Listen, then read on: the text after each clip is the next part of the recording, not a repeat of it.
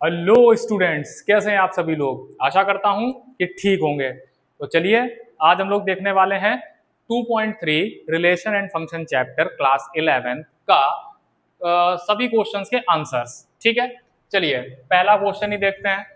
Which of the following relations are the function. कह रहा है कि कौन से रिलेशंस, जो तीन गिवन है रिलेशंस, ये फंक्शन हैं या नहीं। आगे देखते हैं गिव रीजन, अगर हैं तो रीजन दीजिए, नहीं है तो रीजन दीजिए। एंड और क्या करना है, if it is a function then find its domain and range.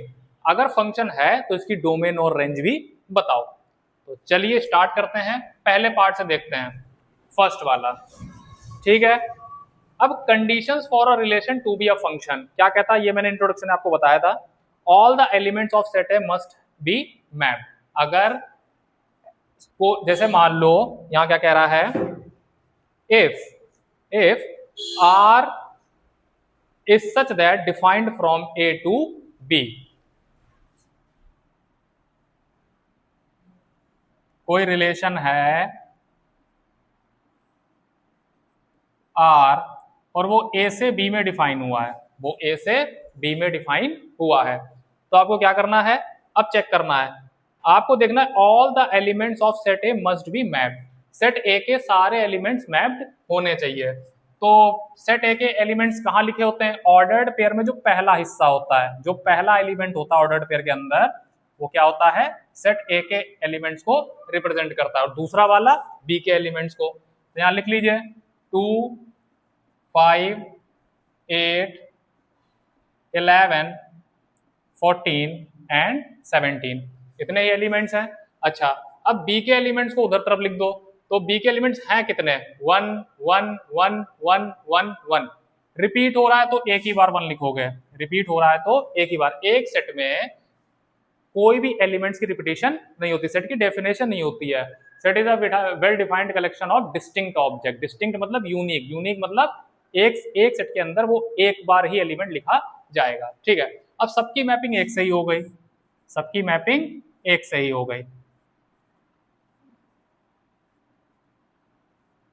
आप एरो डायग्राम से जाइए, आपको बहुत इजी पड़ जाती हैं चीजें।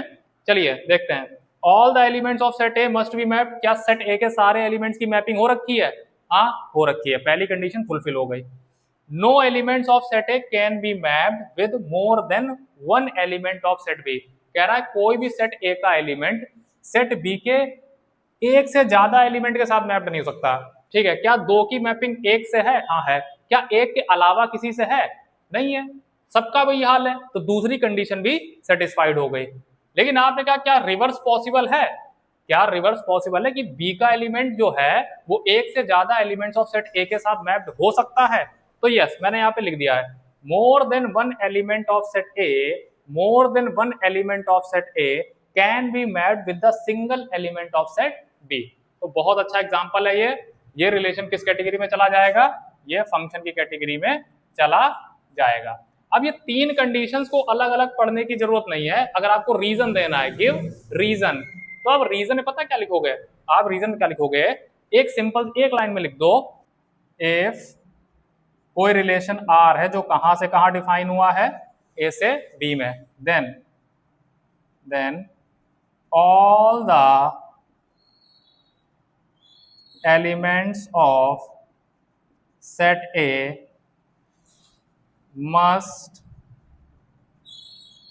have a unique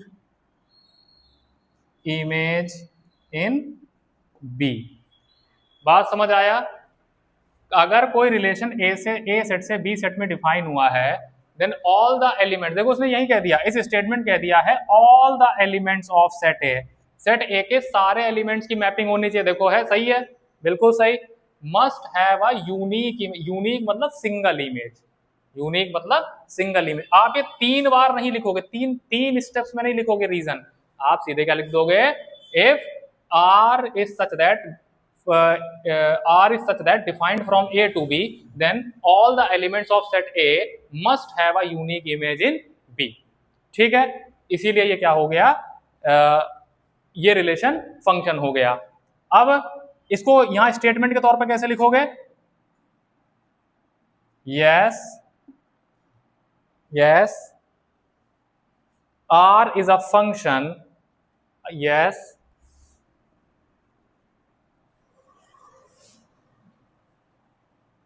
here R is a function because all the elements of set A have a unique image in B. ठीक है, आपको स्टेटमेंट समझ आ गया, ये आपको रीजन के तौर पे वहां पे लिखना है। अच्छा, अगर ऐसा नहीं होता, अगर ये फंक्शन नहीं होता, कोई ये रिलेशन फंक्शन नहीं होता, तो आप कैसे लिखते हैं? No, no, R is not a function because all the elements of set A do not have a unique image in B. तो रीजन लिखना आ गया, पहचानना आ गया। अब मैंने आपको बताया था डोमेन एंड रेंज ढूंढना। अब आपके सामने ये कौन सा है? एरो डायग्राम दिया हुआ है। तो डोमेन ऑफ फंक्शन क्या हो जाता है, डोमेन एंड रेंज क्या हो जाता है? अब देखिए आप, ये फर्स्ट क्वेश्चन में डोमेन रेंज क्या हो जाएगा? सेट ए के वो एलिमेंट्स आप उठा के डोमेन ऑफ सेट में डाल दोगे जिनकी मैपिंग हो रखी है। तो किस किस की मैपिंग हो रखी है? 2, 5, 8, 11, 14 एंड 17। ये डोमेन ऑफ क्या हो गया? पहले वाले की डोमेन हो गई, डोमेन ऑफ फंक्शन। अच्छा, रेंज ऑफ फंक्शन क्या होता है? बी के सारे एलिमेंट्स जिनकी मैपिंग हो रखी होती है। तो यहाँ पे तो एक ही है, 1। तो आपको डोमेन और रेंज भी समझ आ गया होगा पहले पार्ट का। तीनों चीजें आपके सामने, पूरा क्वेश्चन हो गया। ठीक है, आई होप आपके समझ भी आ गया होगा। इन तीन को हम लोग समराइज करके इस फॉर्म में लिख सकते हैं। ठीक है, तो चलिए अब नेक्स्ट पार्ट देखते हैं इसका। चलिए बच्चों देखते हैं। सेकेंड पार्ट में आपको फिर से एरो डायग्राम बना लेना है।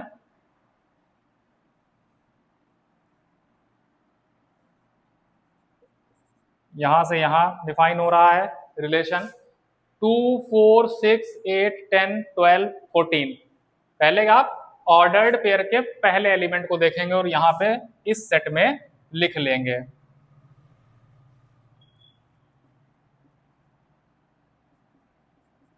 ठीक है, अब ऑर्डर्ड पेयर के सेकंड एलिमेंट्स को कहां लिख देंगे? उधर तरफ वाले सेट में। 1, 2, 3, 4, 5, 6, 7। 1, 2, 3, 4, 5, 6 एंड 7। अब 2 की मैपिंग किसके साथ हुई है? 1 के साथ।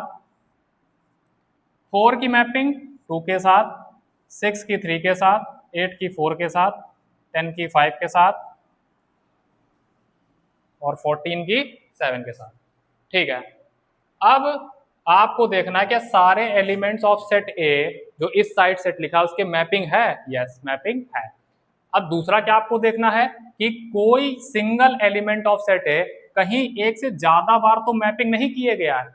मतलब जो एलिमेंट ऑफ सेट ए है कोई, वो एक से ज्यादा मैपिंग तो नहीं लिए हुए बैठा है। ठीक है, वो देखना है। तो 2 की मैपिंग 1 के साथ है, बाकी किसी के साथ नहीं है। ओके, वही 4 का हाल भी है। 4 की मैपिंग 2 के साथ है और किसी के साथ नहीं है।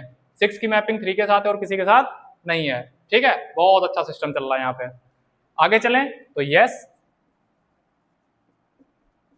It is a function because all the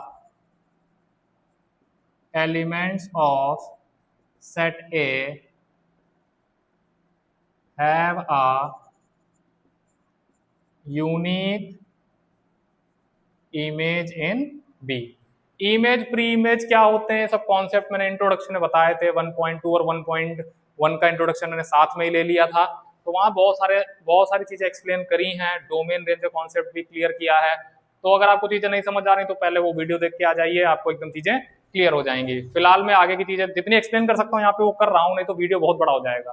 ठीक है, तो ये क्या हो गया? ये भी फंक्शन की कैटेगरी में चला गया। इसको देखते हैं, बनाते हैं। अच्छा, अगर आपको ए बी नहीं दिया तो आप लेट कर सकते हो, इसको लेट कर सकते हो। ये वेन डायग्राम को, वो एरो डायग्राम को बनाने के लिए आप इसको ए एंड बी लेट कर सकते हो। आप ऐसा लिख सकते हो, लेट आर जो है वो कहां से कहां डिफाइन हो रहा है? ए से बी में। ठीक है, आप कर सकते हो, कोई दिक्कत नहीं है।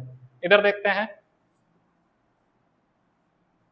ये रिलेशन इधर से इधर गया, 1 1 2, तो 1 1 दो बार है तो एक ही बार लिख दिया गया, 2 2 लिख दिया, 3 5 5 5, तो 5 दो बार है तो एक ही बार लिखा गया, 1 की मैपिंग 3 के साथ एंड 1 की मैपिंग 5 के साथ, बस हो गया काम, हो गया काम, कुछ देखना ही नहीं है। एलिमेंट ऑफ सेट ए जो है 1, उसकी दो मैपिंग हो गई, बस यूनिक इमेज नहीं बची, सिंगल इमेज नहीं बची, 1 की सिंगल इमेज यहाँ पे नहीं है, दो इमेज हो गई, बस यहीं पे कंडीशन वायलेट हो गई और हमारा आंसर क्या हो जाएगा, no, this relation is not a function because all the elements of set A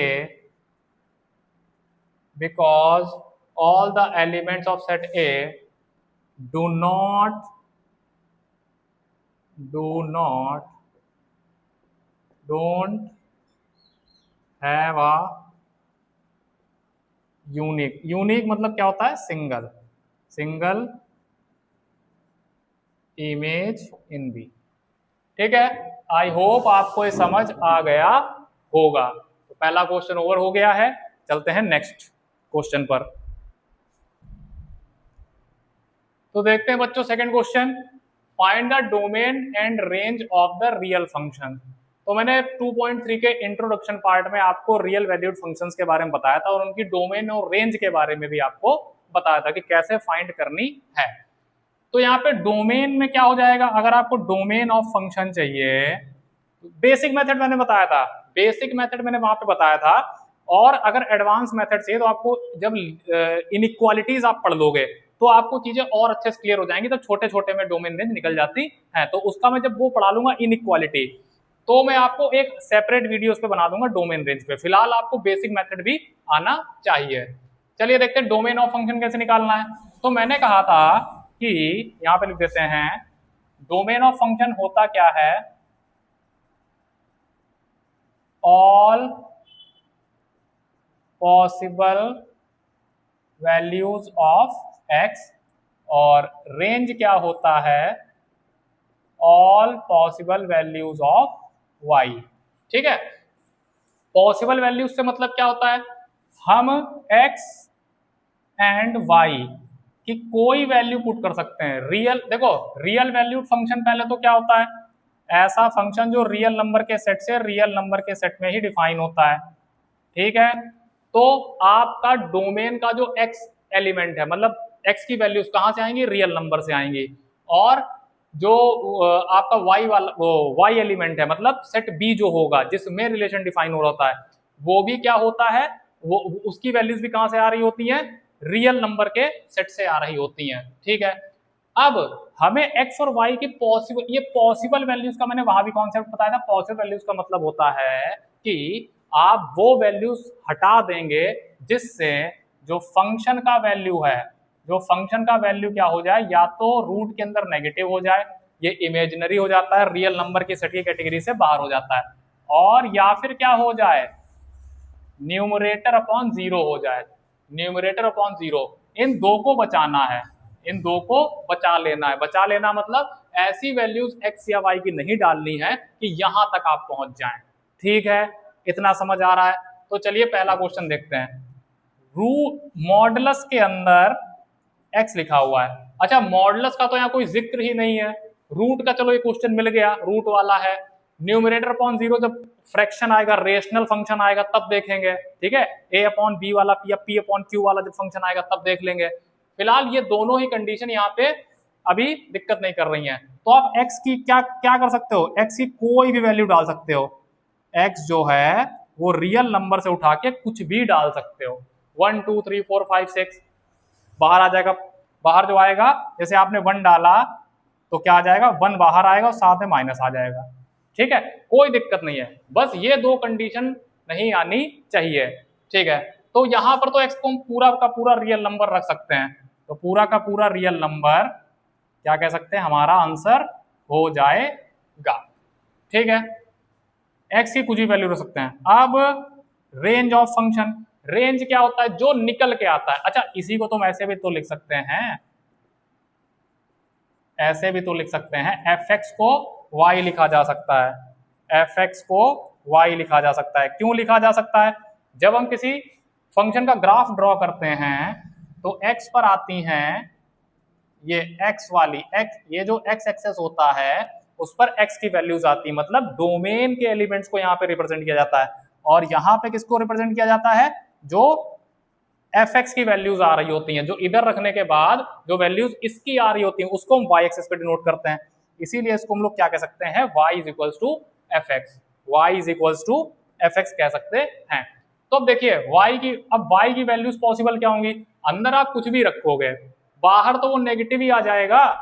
जैसे मॉडुलस तो क्या फिल्टर करके देगा पॉजिटिव, और बाहर माइनस का साइन देख रहे हैं आप, बस कुछ भी आएगा वो इस साइन की वजह से नेगेटिव हो जाएगा। तो अगर आपने 0 रखा तो ठीक है, फिर 1 रखा तो भी आपको क्या मिलेगा, -1 बाहर निकल गए, फिर 2 रखोगे बाहर तो पॉजिटिव आएगा, लेकिन ये माइनस साइन की वजह से फिर से वो नेगेटिव हो जाएगा। तो आपको क्या स्टार्ट हो जाएगा मिलना, 0, फिर 0 के बाद बहुत सारी चीजें मिलेंगी, क्योंकि रियल वैल्यूड फंक्शन है, रियल नंबर से सारे आपको उठा के रखने हैं। तो 0.1, 0.2, 0.3, 0.11 ऐसे करके चीजें मिलती रहेंगी। फिर हाँ रुक जाओ एक मिनट, इधर देखते हैं। आपने पहले 0 रखा तो आपको 0 मिल गया, अगर आपने 1 रखा तो आपको -1 मिला, अगर आपने 2 रखा तो आपको -2 मिला, मतलब माइनस इन्फिनिटी की तरफ बढ़ते हुए आप दिखोगे। तो 0 से लगाकर ये देखिए 0 से लगा के आप किधर बढ़ रहे होगे, -इन्फिनिटी की तरफ। तो कैसे आप इसको लिखोगे, -इन्फिनिटी से 0 तक, और ये 0 इंक्लूडेड है क्योंकि 0 यहाँ पे आ रहा है, और इन्फिनिटी का कोई वैल्यू पता नहीं होता, इसीलिए हम इसको एक्सक्लूडेड रखते हैं, इसको सेट से एक्सक्लूडेड रखते हैं, मतलब इन्फिनिटी का वैल्यू कुछ है ही नहीं ना। जब तक पता नहीं होगा इन्फिनिटी का वैल्यू तब तक हम ये जो ब्रैकेट होता है बड़ा वाला ये नहीं लगाते हैं। इतना बात आई होप आपको समझ आ गया होगा। तो आई थिंक ये क्वेश्चन क्लियर हो गया होगा। ठीक है, डोमेन आ गई, रेंज आ गई। चलिए नेक्स्ट पार्ट इसका करते हैं, चलिए देखते हैं नेक्स्ट पार्ट। अब इसमें क्या हो रहा है, हमें अब देखो यहाँ पे रूट आ रहा है, तो रूट के अंदर नेगेटिव नहीं आना चाहिए। एक्स की वो सारी डोमेन ऑफ फंक्शन में एक्स की सारी वैल्यूज पॉसिबल हैं, पर उनको हटाना पड़ेगा जहां पे रूट के अंदर नेगेटिव बनना स्टार्ट हो जाए। तो ये चीज जो है वो हमेशा क्या होनी चाहिए, पॉजिटिव होनी चाहिए, अभी तो ठीक है।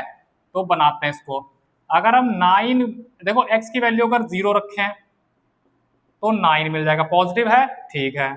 अगर x की वैल्यू 1 रखें, देखो बीच की वैल्यूज ऑटोमेटिक अंडरस्टूड होती हैं, बार बार आप रख ही नहीं सकते हो इतनी ज्यादा वैल्यूज, ठीक है। तो 1 रखेंगे तो कहां पहुंच जाओगे, 8 पे, ये भी पॉजिटिव है।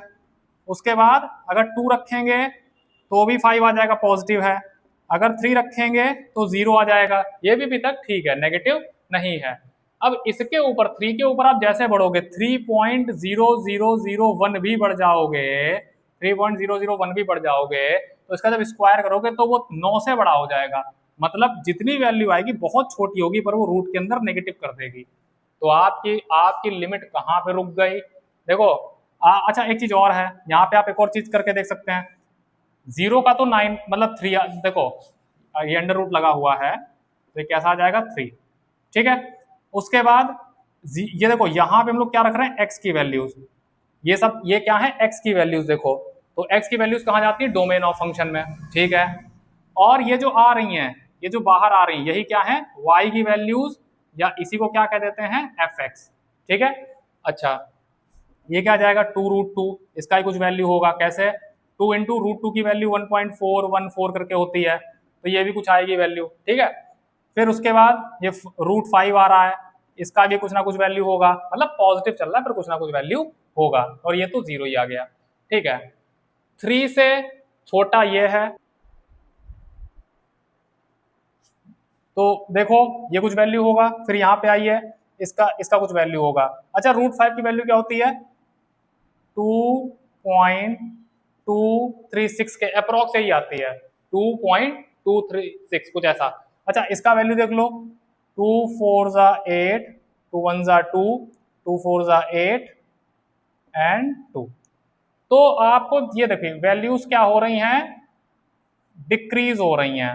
सबसे टॉप पर कहां थी जब 0 रखा था, तो सबसे बड़ी वैल्यू, और जब सबसे बड़ा नंबर रख दिया 3, 3 से ऊपर तो अलाउड ही नहीं है, फिर तो रूट के अंदर नेगेटिव बनने लगेगा।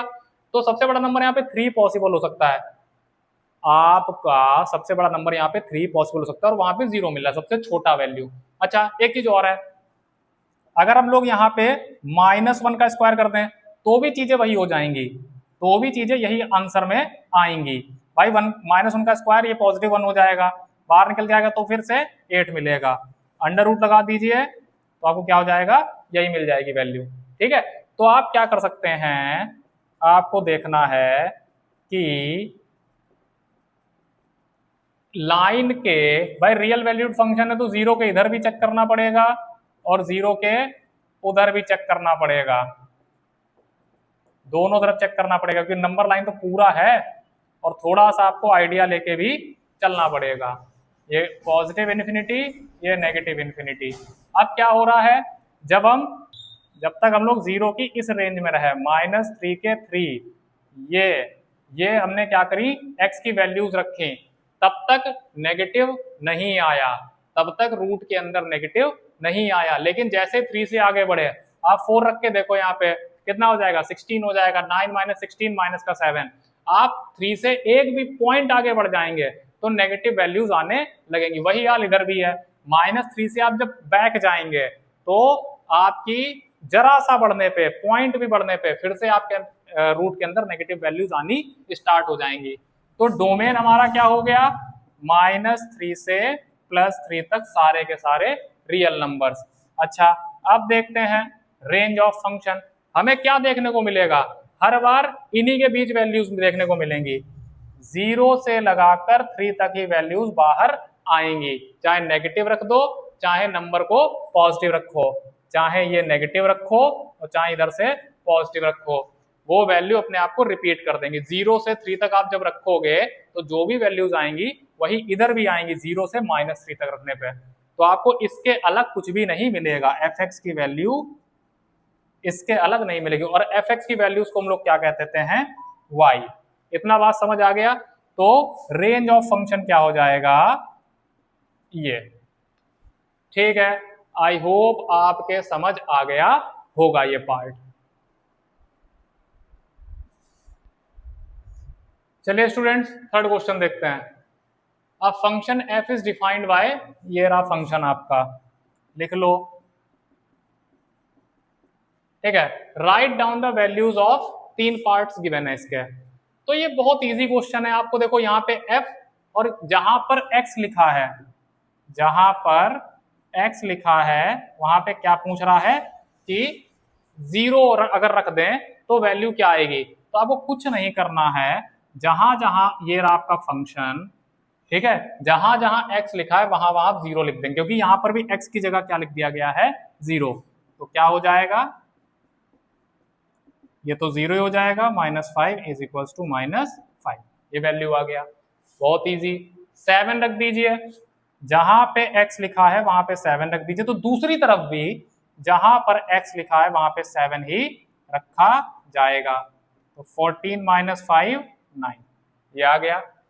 ठीक है, ये इसका आंसर, ये इसका आंसर। इसका आंसर देखते हैं, जहां जहां x रखा है वहां वहां -3 पुट कर दिया गया है, तो x की जगह -3, माइनस का 6 और माइनस का 5,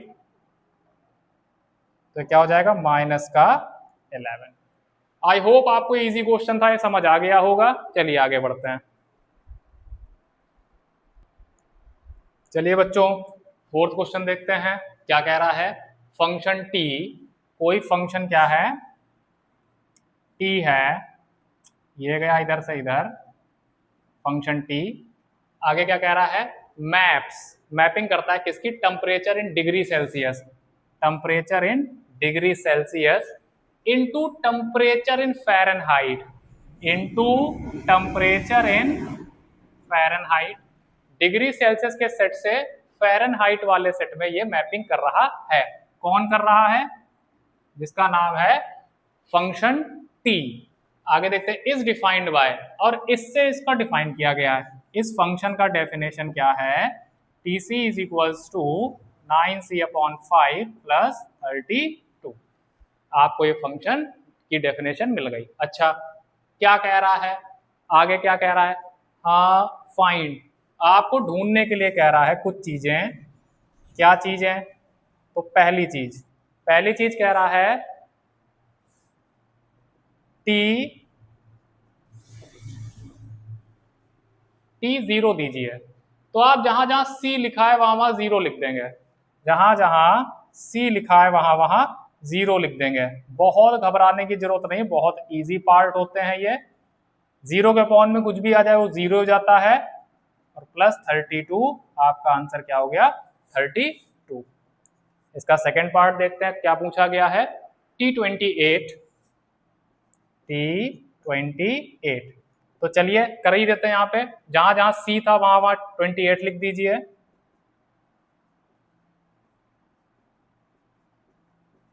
ठीक है, 72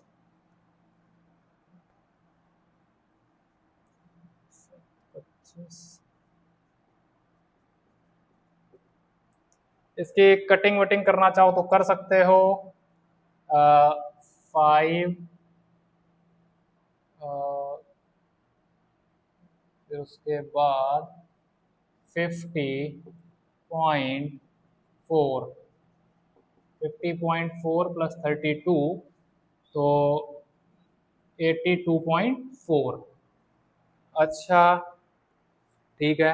अच्छा, किसको रिप्रेजेंट कर रहा है, ये चीजें किसको रिप्रेजेंट कर रही हैं, ये जैसे मान लो सी क्या है, ये सी, ये सारे ही सी किसको रिप्रेजेंट करेंगे, इस सेट के एलिमेंट्स को। ठीक है, और ये जो आ रहा है ये एफ वाले सेट के एलिमेंट्स को रिप्रेजेंट कर रहा है।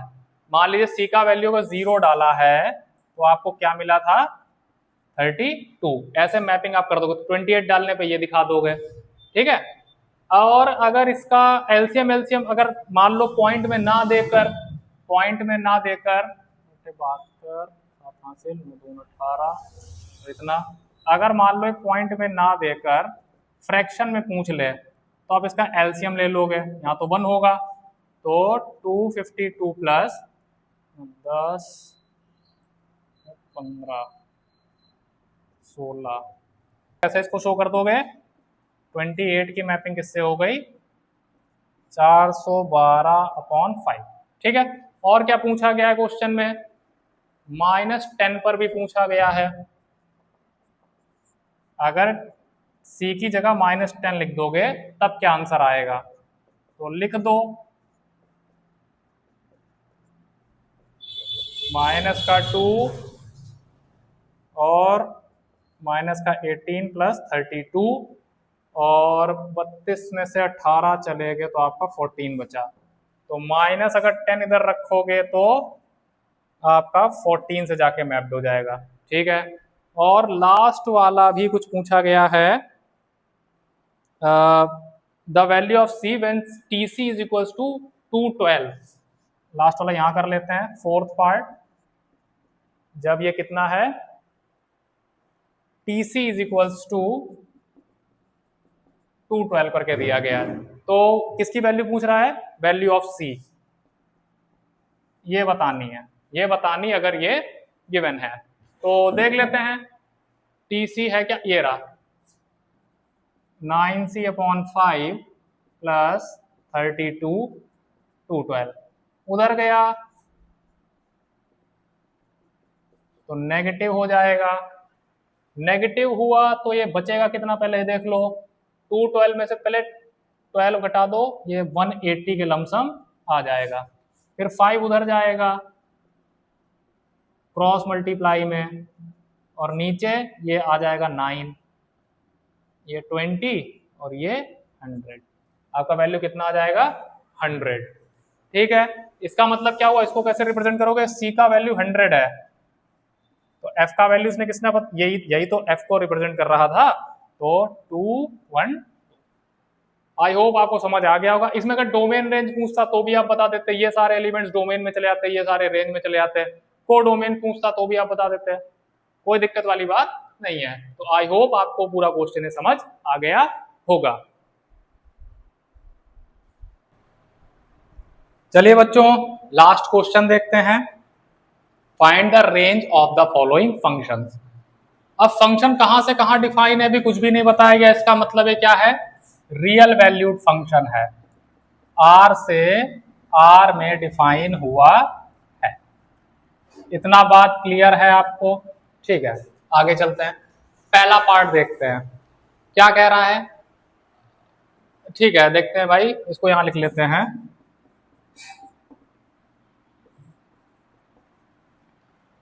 और रेंज ढूंढने के लिए हमको y की वैल्यूज चाहिए होंगी, all possible values of y। F x को क्या कह देते हैं, y कह देते हैं। तो भाई x की वैल्यू रखो तब तो y की वैल्यू आएगी। तो पहले x की वैल्यूज पता करो क्या क्या रखी जा सकती हैं। अच्छा, ये कौन सा मेथड मैं आपको बता रहा हूँ, ये हिट एंड ट्रायल मेथड कहा जाता है, बेसिक मेथड भी इसी को कहते हैं। ठीक है, और जब आपका इनइक्वालिटी कवर हो जाएगा तब आप इनइक्वालिटी के मेथड से काफी फंक्शंस की डोमेन रेंज निकाल लिया करेंगे। ठीक है, चलिए आते हैं इस पे। ठीक है, अब x का वैल्यू क्या है, एक तो x रियल नंबर है, दूसरा x जो है वो 0 से बड़ा है। मतलब 0 से लगा के इन्फिनिटी x कुछ भी है और 0 इंक्लूडेड नहीं है। फर्स्ट वाले क्वेश्चन में 0 इंक्लूडेड नहीं है और 0 से इन्फिनिटी के बीच कुछ भी आप ले सकते हो।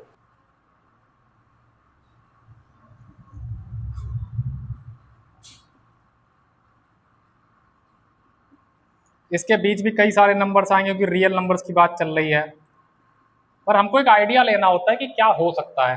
तो वो आइडिया जब आप लेना सीख जाओगे आपके ये हिट एंड ट्रायल वाला मेथड, बेसिक मेथड क्लियर हो जाएगा। चलिए देखते हैं, 0 तो ले नहीं सकते, हट गया। 0 के बाद कुछ भी लो, अब छोटा छोटा नंबर मत लो, सीधे 1 पे चलते हैं। 1 पे देखते हैं क्या मिलेगा।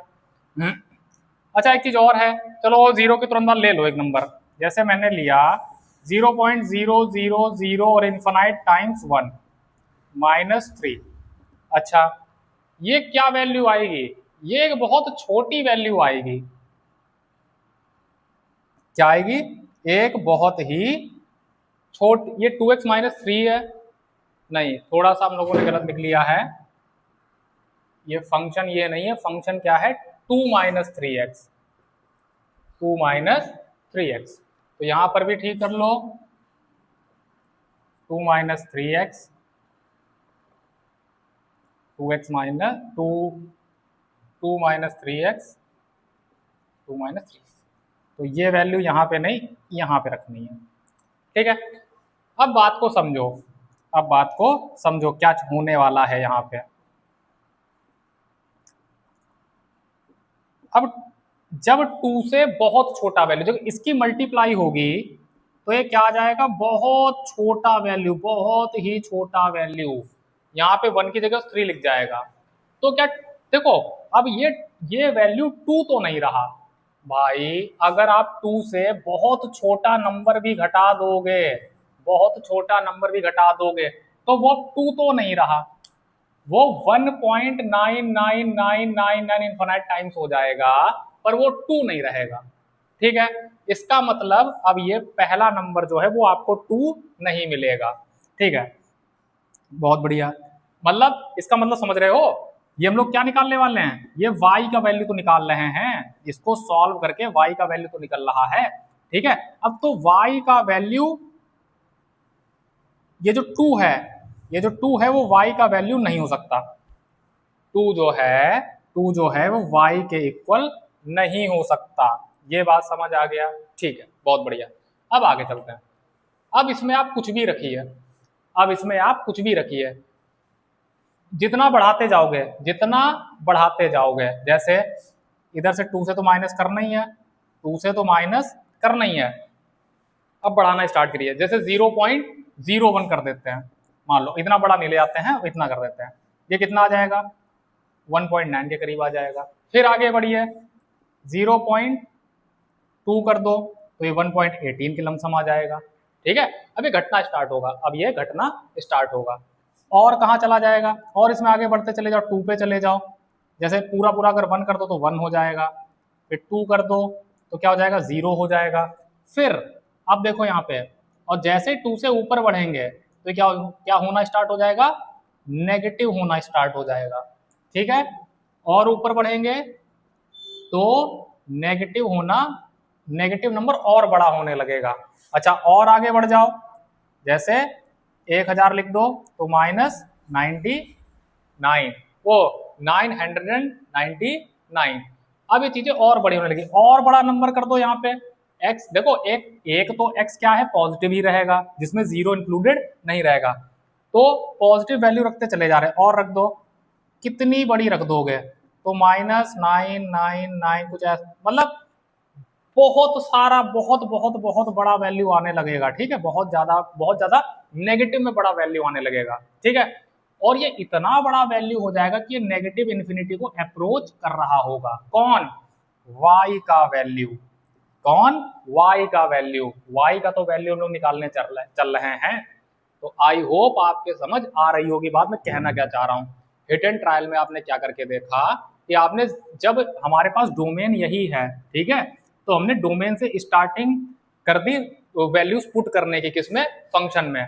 तो हमने क्या पाया, जो सबसे छोटा वैल्यू हो सकता है वो 1.9999 इन्फिनाइट टाइम्स, कुछ भी हो सकता है, पर 2 नहीं हो सकता है, पर 2 नहीं हो सकता। ठीक है, और कहां तक जा सकता है, आप जितना बड़ा नंबर रख दोगे उतना नेगेटिव में चला जाएगा, मतलब नेगेटिव इन्फिनिटी को छू लेगा।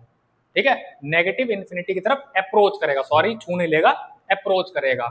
तो आप इसको कैसे लिखोगे, y की वैल्यू हमको क्या पता लगी, y की जो वैल्यू है वो क्या पता लगी, नेगेटिव इन्फिनिटी की तरफ अप्रोच करेगी। इधर बात को समझो,